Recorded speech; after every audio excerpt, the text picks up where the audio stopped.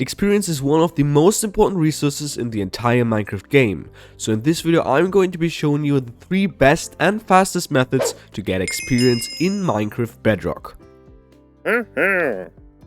All these methods are working in the current version of 1.19 and will work on realms and servers. Let's start with the first one, and this one is trading with villagers. By trading, you can not only get an infinite amount of emeralds, no, you can also get experience very quickly. Let's take for example these fletching villagers, which you can get by just using the fletching table, and they have a very good trade. They trade 32 sticks for 1 emerald. Of course, this one has discount, but more to that later. So for example, with 1 stack of sticks you can trade 2 times, and this will already give you 1 level. Let's trade this whole inventory. Every villager will lock after 12 to 16 trades, so you have to take another one. Now I traded 32 times and already got to level 9. If you don't have a good access to wood, so you don't want to use the Fletcher villagers, I recommend using the stonemason. A very good trade at the stonemason is the clay trade. By doing this you can trade 1 emerald for 13 clay.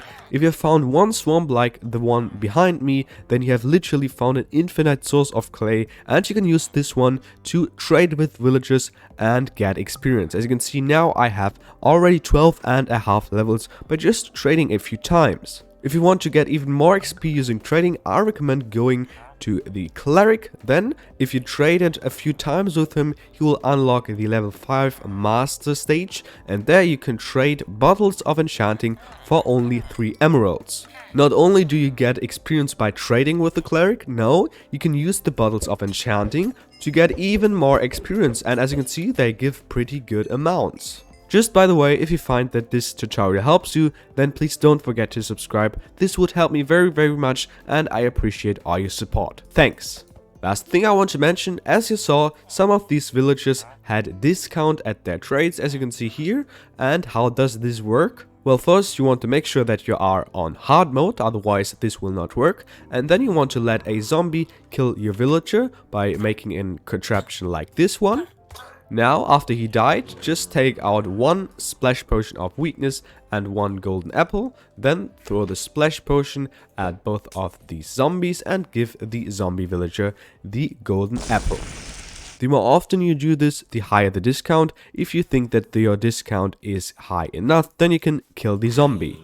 Just by the way, if you find that this tutorial helps you, then please don't forget to subscribe. This would help me very much, and I appreciate all your support. Thanks!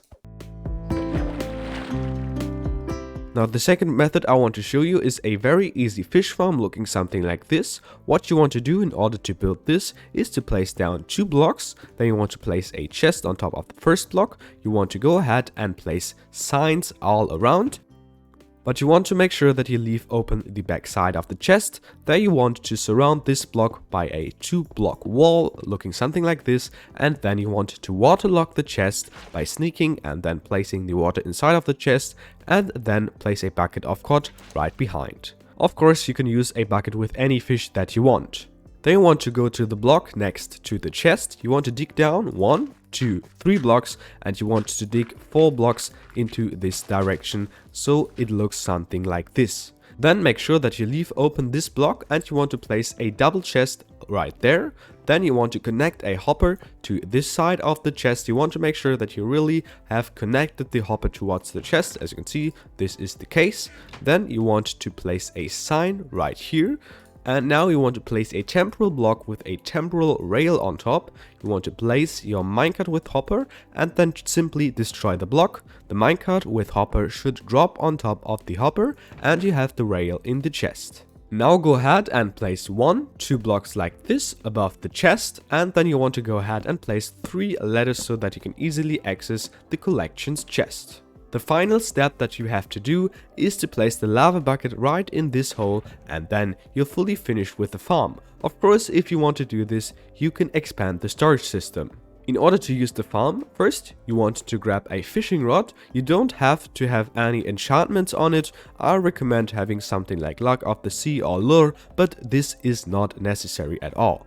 What you want to do is to stand right on top of this block and you want to face the sign, then simply cast out the fishing rod and now you just have to wait. After some time, as you saw, the fishing rod dropped down and you got the fishing rod back. Then just simply cast out the rod again and repeat the whole process. Whenever the fishing rod drops down, then it will drop into the lava and you'll get it back. By having lava right here, we ensure that our fishing rod doesn't lose any durability in the whole process, so you don't have to enchant it with durability nor mending. There also is a similar design that uses an auto-clicker to fully automate this whole thing. If you want to build this farm in your world, then check it out in the video description. The third and best experience farm for the entire Minecraft Bedrock is this gold experience farm that you can see right here. If you already have a gold experience farm in your world, I still recommend watching this tutorial because this is my upgraded and personal best design of this farm. This is because this one is easier and cheaper than the ones before. This farm may seem a bit difficult to build, but this isn't the case at all. The first thing you want to do in order to build this farm is to search for a good flat area, and then what you want to do is to build a 23 by 23 portal. This size refers to the frame of the portal, so this means that the obsidian row you have to place is 23 blocks into this direction and 23 blocks upwards. Once you have done this, you want to take out a flint and steel and light up the portal. If no zombie piglins are spawning, then you want to destroy one block of the frame, replace it, and repeat the whole process. You want to repeat this until a zombie piglin spawned, and now as you can see, the zombie piglin spawned at this side of the farm. This means that we have to build our water stream at this side of the farm as well. Now you want to come to this exact block of the portal, and then you want to dig down one block. Then you want to dig out 1, 2, 3, 4, 5, 6, 7 more blocks in this direction. Dig one block down and repeat it. So 1, 2, 3, 4, 5, 6, 7. Then dig one block down and 1, 2, 3, 4, 5, 6. And we are already at the end of the portal. Then come to the left side again and place your water right at the end of the hole. Now if you build everything correctly, the water should flow until the end of the whole thing, and there you want to grab a sign or a button and place it right here so the water stops flowing. Once you've done this, you want to come to the opposite side of the portal, and there you want to come to the left end as well. As you can see, the water stream starts right there, and here we are at this end of the portal. Then what you want to do is to place 1, 2, 3, 4, 5, 6, 7, 8 blocks in a row, place 2 right here and go all the way back, and then you want to finish up the whole thing like this. Now you should have 1, 2, 3, 4, 5, 6, 7 blocks empty. Then what you want to do is to leave out this block. You can place a temporal block and then place 1, 2, 3, 4, 5, 6 observers. All should face in this direction and all the arrows should point towards that direction. Then destroy this temporal block and place an observer facing the opposite direction instead. Then what you want to do is to place oak doors, all pointing towards the portals, but they should be at the side of the observer, so everything should be looking something like this. Next thing is to surround everything with one layer of blocks. Then simply grab one bucket of lava and you want to place it right in the middle, so at the end all the observers should be covered with lava. And as you can see, our portal already lit. At this point I recommend removing one of the obsidian blocks because then the portal doesn't bother you anymore. We can replace this block later.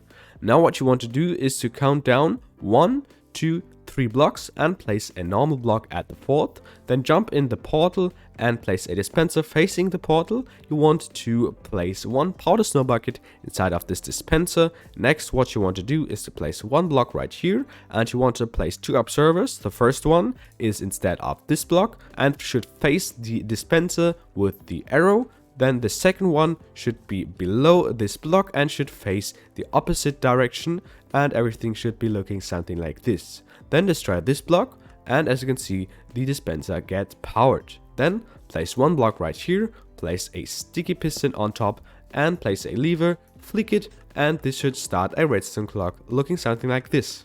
Then you want to flick off the lever. For last step, jump in the hole and you want to dig down 20 blocks right there. Down here you want to destroy these 6 blocks in the wall and you want to destroy one layer right here. After doing this, you want to place redstone dust in all 4 corners and you want to place pistons next to it at this side. You want to do this at all 4 sides, and then what you want to do is to take your observers and you want to place them facing towards the pistons, so looking something like this, of course at all 4 sides again. Next, this was the side where we dug out the blocks. It should be below the portal. You want to come to the opposite side and dig out some blocks right there, and you want to be right behind the pistons, and then you can dig up right there. This will be our access to this spot. Also, we want to place ladders right there. You want to leave open this block and then you want to place ladders all the way up. Once you have done this, you want to place a lever at the side of this piston and you want to flick it 2 times, and if everything works, this should already spin around like this. You want to flick it up and then you want to place a trident right inside. This trident will never lose any durability, so you don't have to replace it and you can use a trident with any durability. Now place 2 blocks right here and place trapdoors below. You want to flick them like this and you want to make sure that they are at the top side of the blocks. Now you want to go to this block next to the lever and dig down 1, 2, 3, 4 blocks.